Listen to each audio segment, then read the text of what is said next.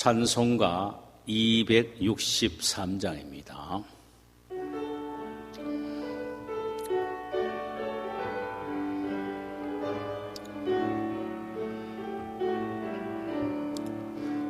이 세상 험하고 나 비록 약하나 늘 기도 힘쓰면 큰 권능 얻겠네. 주의 은혜로 대속받아서 피와 같이 붉은 죄 눈같이 이겠네. 주님의 권능은 한없이 크오니 돌 같은 내 마음 건너겨 주소서. 아멘. 주의 은혜로 대속받아서 피와 같이 붉은 죄 눈같이 이겠네. 내 마음이 약하여 늘 넘어지오니 주 예수 힘주사 굳세게 하소서. 주의 은혜로 대속받아서 피와 같이 붉은 죄 눈같이 이겠네. 죄사함 받은 후 새 사람 되어서 주 앞에 서는 날 늘 찬송하겠네. 주의 은혜로 대속받아서 피와 같이 붉은 죄 눈같이 이겠네. 아멘.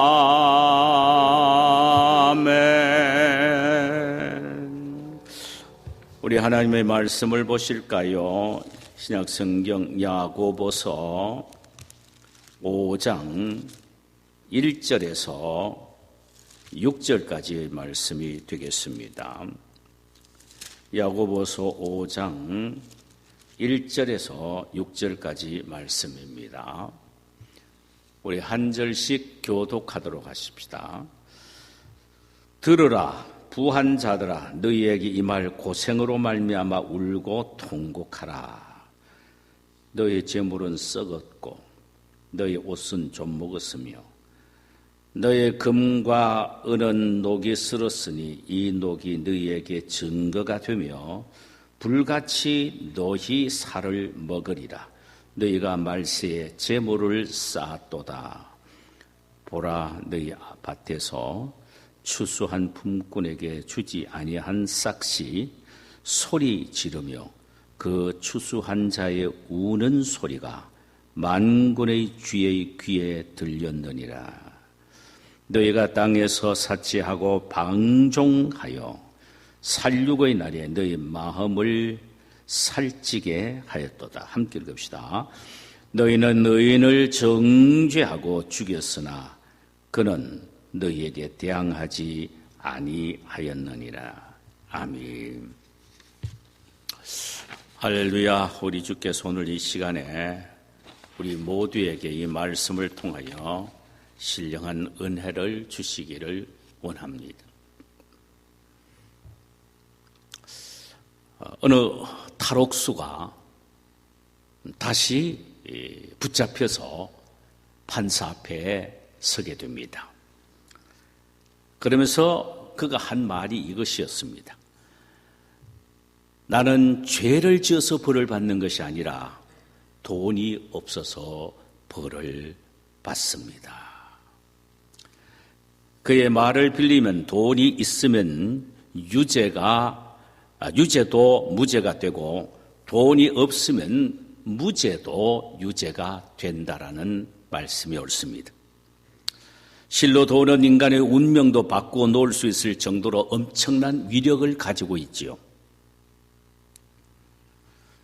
비록 부가 나쁜 쪽에 남용하여 많은 악을 초래한다고 해도 부 그 자체는 결코 악이 아닙니다. 왜냐하면 하나님께서도 부를 허락하셨고 구약 성경에 보면은 부는 하나님의 축복이라고 정의를 내리고 있기 때문입니다. 성경은 부를 무조건 죄악시하거나 정죄하지 않습니다. 다만 부를 부정하게 모으거나 불의하게 사용하는 것을 범죄로 규정하고 있죠. 본문에서 야고보는 바로 이 부에 대하여 우리에게 말씀하고 있습니다. 그가 말하는 내용은 부의 획득과 사용 및 부정한 부에 대한 하나님의 심판에 대하여 신랄하게 그는 경고하고 있습니다. 첫째로 부정축제에 대해서 그는 경고하고 있지요. 성경은 돈을 모으는 것을 정죄하지 않습니다. 다만 돈을 모으는 방법이 어떠했느냐를 추궁하고 있을 뿐입니다. 구약 성경에서 우리는 부한 많은 믿음의 조상들을 보게 됩니다. 아브라함과 이삭과 야곱과 요셉과 솔로몬 등 또 욥 등은 참으로 부한 사람들이었습니다. 이들은 다 불의한 방법으로 재물을 모으지 아니했습니다. 부모로부터 상속을 받았든가 전쟁에 나가서 승리하여 전리품을 많이 거두어 들였든가 혹은 열심히 노동하여 양떼와 소떼를 많이 불렸든지 농사를 지어 많은 추수를 거두어 들이는 등등 정당한 방법으로 부를 모았던 것입니다. 신약 시대에서도 마찬가지입니다. 의로운 방법이 아니라 불의한 방법으로 돈을 버는 것에 대하여 하나님의 준엄한 심판을 말씀하셨지 그 부 자체를 죄악시하지는 아니했습니다. 오늘 본문 4절을 보실까요? 보라, 너희 밭에서 추수한 품꾼에게 주지 아니한 싹시 소리 지르며 그 추수한 자의 우는 소리가 만군의 주의 귀에 들렸느니라. 이 말씀은 이러한 의미입니다. 부자가 더 많은 부를 누리기 위하여 품꾼에게 약속한 싹을 주지 않고 자기가 착취합니다. 그렇다면은 품꾼에게 주어질 그 품삯이 주인의 광 안에서 내 주인에게 나를 돌려보내달라고 소리를 치고 있다는 것입니다. 뿐만 아니라 한편으로는 삭슬 착취당한 품꾼의 한맺힌 통곡의 소리가 하나님의 귀에 들리게 된다는 것입니다. 성경은 부정축제자의 이런 악행에 대해서 분명하고 날카롭게 지적을 하셨죠. 신명기시 24장 14절과 15절에 보니까 다음과 같이 말씀합니다. 곤궁하고 빈한한 품꾼은 너희 형제든지 내 땅 성문 안에 우고하는 객이든지 그를 학대하지 말며 그 품삯을 당일에 주고 해진 후까지 미루지 말라. 이는 그가 가난함으로 그 품삯을 간절히 바람이라. 그가 너를 여호와께 호소하지 않게 하라. 그렇지 않으면 그것이 내가 죄가 될 것이니라. 매일매일 벌어서 먹는 그 품꾼의 북산은 너무나도 귀중하고 모든 식구들의 목이 달려 있는 것이기 때문에 제때에 주어야 한다는 것입니다. 만약에 제때에 주지 않으면 하나님께 호소하게 되고 하나님은 그 소리를 들으시고 너에게 죄로 여긴다는 말씀입니다. 예레미야서 22장 13절에 보니까 불의로 그 집을 세우며 부정하게 그 다락방을 지으며 자기의 이웃을 고용하고 그 품삯을 주지 아니하는 자에게는 화 있을진저. 사람을 고용하고 품삯을 주지 않고 품삯 줄 돈을 가지고 자기 집을 세운다거나 광을 짓는다거나 다락방을 세우는 일, 교회 또한 또 자기 집을 또 수선하여 리피어한다. 그래서 그 품삯을 주지 않는다면은 그에게는 화가 있을지어다라고 말합니다. 오늘 본문 6절을 보실까요? 너희는 의인을 정죄하고 죽였으나 그는 너희에게 대항하지 아니하였느니라. 자, 이 보세요. 얼마나 정말 악한 행위인지를 이렇게 오늘 6절에서는 말씀을 하고 있습니다. 그들이 일을 한 삭군에게 노동자에게 삭슬 주지 않고 착복한다면 그는 너무나도 원통하고 억울해서 재판관에 가서 그 사실을 정당하게 재판해 줄 것을 요청을 합니다. 자신의 억울함과 부당함을 재판관에게서 호소한다는 말씀입니다. 그러나 이미 법관들은 말이에요. 이 부자로부터 매수를 당하였으므로 부자들의 정당성을 옹호할 뿐만 아니라 가난한 자에게 완전히 뒤집어 씌워 정죄하고 죽음으로 몰아넣는다는 것입니다. 이것이 바로 불의한 자들의 모습이고 부정축제자들의 악한 행위란 말이죠. 저는 이런 말을 들어본 적이 있습니다. 일하는 종업원이, 물론 이민사회입니다. 일하는 종업원이 일을 하다가 아파서 한 5시간 정도 일하고는 중간에 나와서 병원에 간답니다. 그럴 경우에 주인이 하루치 일당을 계산해 주거나 그렇지 않으면 최후 일한 만큼의 5시간만큼의 수당은 줘야 하지 않습니까? 그런데 아예 결근으로 처리해버린다는 것입니다. 이것은 정말 나쁜 일이죠. 부를 불의하거나 정당하지 못한 방법으로 모은다면 그것은 하나님의 책망과 심판을 받기에 충분할 정도로 악한 일이고 사악한 행동이라는 것입니다. 이런 부정축제가 바로 죄악이라는 것입니다. 그러지 말라고 말합니다. 두 번째로 불의한 사용에 대해서도 지적하고 있습니다. 아무리 정당한 방법으로 부를 축적했다고 해도 그 사용하는 방법이 올바르지 아니하면 그거 역시 하나님의 심판의 대상이 된다는 것입니다. 버는 것보다 더 중요한 것은 바로 사용하는 것이라는 말이지요. 부의 방법도 중요하지만 부를 사용하는 목적이 더욱 중요하다는 말씀입니다. 오늘 본문 5절을 보실까요? 너희가 땅에서 사치하고 방종하여 살육의 날에 너희 마음을 살찌게 하였도다 그랬습니다. 이 말의 의미는 불의하게 사용을 한다는 것입니다. 부는 정당하게 벌었다 할지라도 사용은 불의하게 사용한다는 것입니다. 자, 불의하게 사용하는 게 뭡니까? 오늘 5절에 보니까 첫째로는 사치하는 것이 불의하게 사용하는 겁니다. 사치. 이는 이기적으로 자신만을 치장하고 꾸미며 방탕하는 데 돈을 사용한다는 말씀이에요. 나에게 주어진 물질은 하나님 나라의 확장과 가난한 자들을 위하여 사용하라고 주신 주님의 것인데 단지 나는 청지기에 지나지 않는데 마치 자신이 물질의 주인인 양 자기 멋대로 사용할 뿐만 아니라 자기의 정욕과 욕망대로 사용한다는 것입니다. 이것이 곧 사치며 불의한 사용의 죄가 된다라는 말이에요.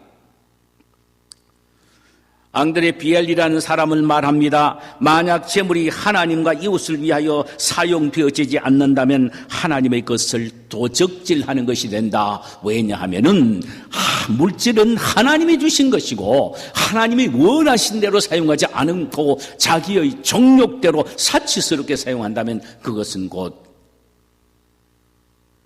하나님의 것을 도적질하는 것이 된다라는 거 기억하라고 말합니다. 불의한 사용 중 또 하나의 방법은 방종입니다. 방종하면서 사용하는 것이 바로 불의한 사용입니다. 옛날 성경에는 연락이라고 번역이 되어 있습니다. 이것은 유격적으로 살다, 방탕하게 살다라는 의미입니다.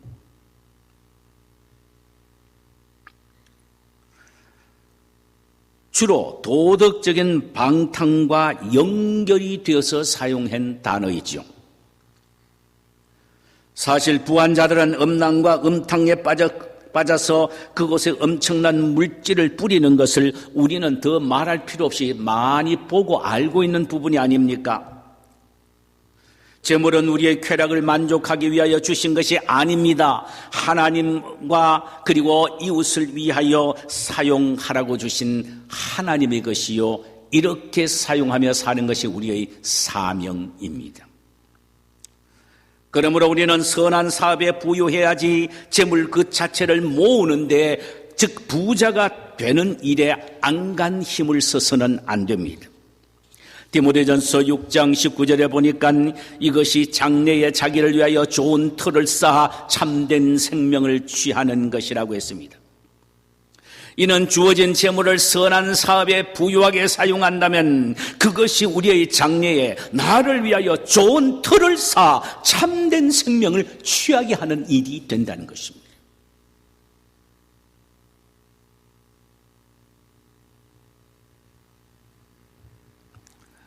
마지막 하나는 오늘 본문에서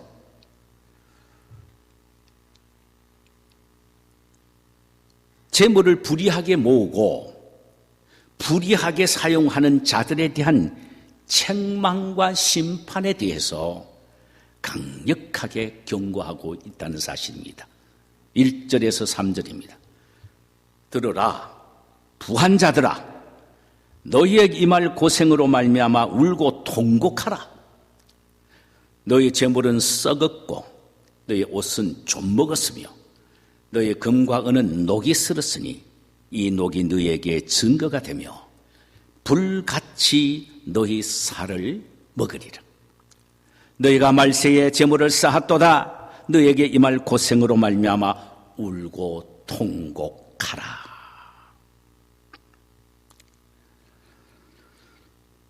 불의한 방법으로 돈을 벌어서 자신의 욕망을 위하여 사용하는 사람은 그 재물이 썩게 될 것이며 그 옷은 좀 먹게 된다고 말씀합니다. 그리고 그가 가지고 있는 금과 은은 다 녹이 쓸어 버리게 된다는 것입니다. 못 쓰게 된다는 것이에요. 이 녹슨 은과 금이 증거가 된다는 거예요. 하나님의 심판에 대한 증거가 된다 이 말이죠. 그야말로 증거가 되기에, 녹슨 음과 금이 증거가 되기에 총국적으로는 불같은 심판을 면할 길이 없다라는 것입니다.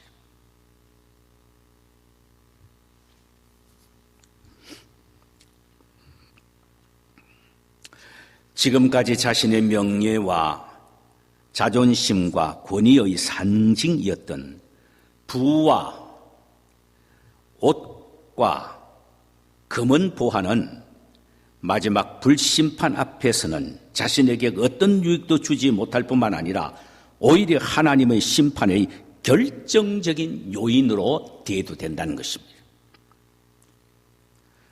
그 결과 1절의 말씀처럼 말이에요. 울고 통곡하게 된다라는 말입니다. 울고 통곡하게 된다. 들으라 부한 자들아 너에게 임할 고생으로 말미암아 울고 통곡하라.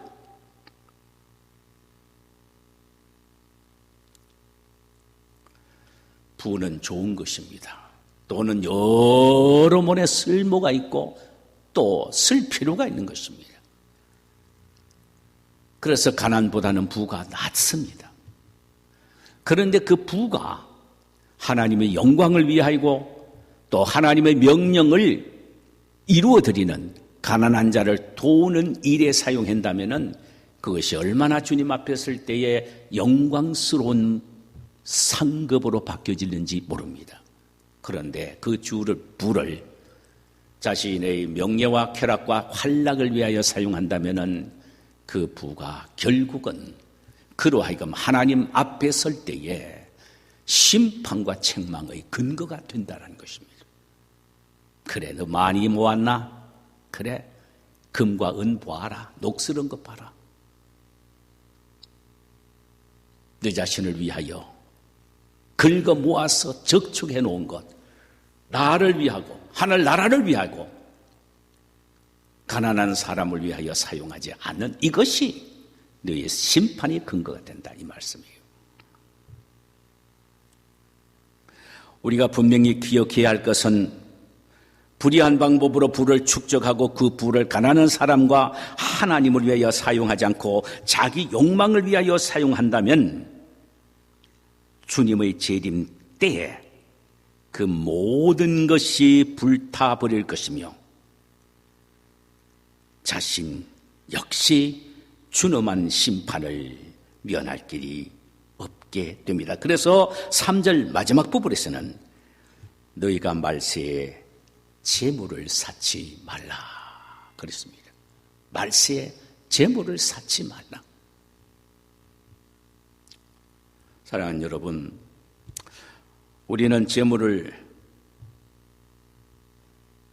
정도로 모아야 하고 올바르게 하나님의 영광을 위하여 사용해야 할 것입니다. 불의한 방법으로 축적하지 말아야 합니다. 그리하면 주님 앞에 설 때 그 재물이 나의 변호자가 아니라 나를 정죄하는 고소자가 되고 말 것입니다. 그래서 하나님 앞에 직고하게 될 것입니다. 우리가 쌓아놓은 그 재물이 말입니다. 나는 부자가 아니라서 이것에는 자유할 수 있다고 아니하십니까? 아무리 적게 가져도 부자의 태도로 물질을 모으거나 물질에 대한 마음을 갖고 산다면 역시 하나님의 준엄한 책망과 심판을 피할 수가 없다는 사실입니다. 락펠러는 이런 말을 했습니다.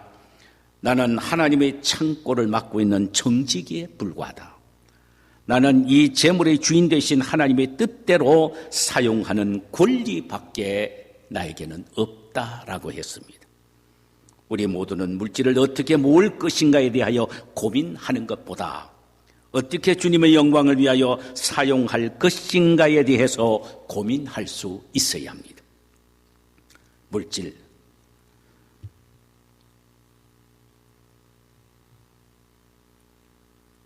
참으로 귀합니다. 하나님으로부터 온 것입니다.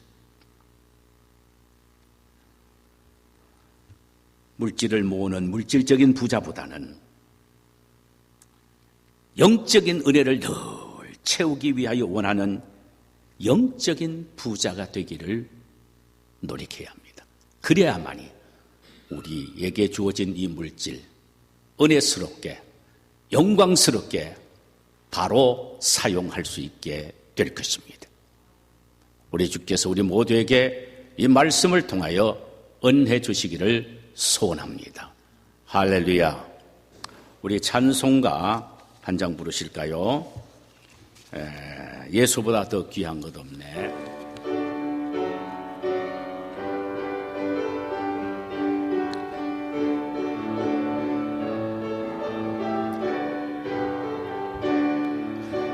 예수보다 더 좋은 친구 없네. 예수보다 더 좋은 친구 없네. 예수보다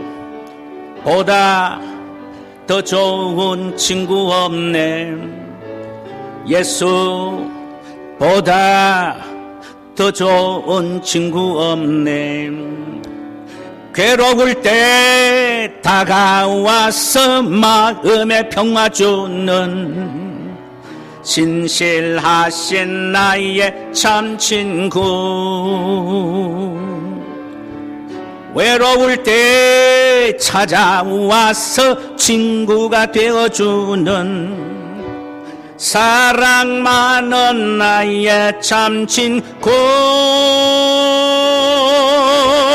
주 예수 사랑하리라. 나의 생명 다할 때까지 주 예수 사랑하리라. 나의 생명 다할 때까지 예수 사랑 더 좋은 예수 사랑. 예수 사랑 참 좋은 예수 사랑. 예수 사랑 참 좋은 예수 사랑. 예수 사랑 참 좋은 예수 사랑. 세상에서 제일 가는 금으로 유혹해도 예수님만 사랑하겠네. 세상에서 제일 높은 명예를 준다 해도 예수님만 따라가겠네. 주 예수 사랑하리라. 나의 생명 다할 때까지 주 예수 사랑하리라. 나의 생명 다할 때까지